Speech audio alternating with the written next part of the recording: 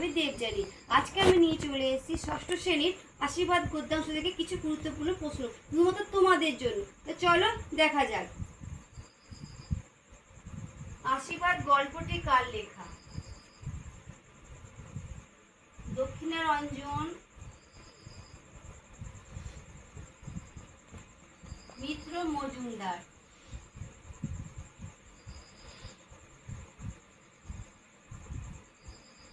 কে gymnastic জানতো? পিঁপড়ে।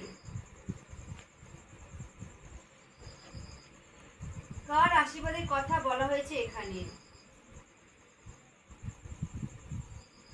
শরতের। পিঁপড়ে কোথায় আশ্রয় নেয়?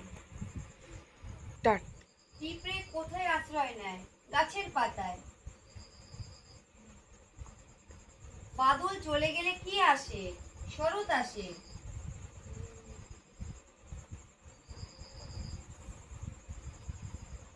পিঁপড়েকে কাজের লোক কে বলে?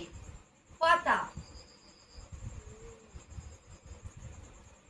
মাটিতে অধিকার কার?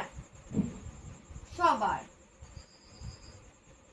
শরতের আশীর্বাদ ঝরে উঠুক এই কথাটি কার? সূর্যর।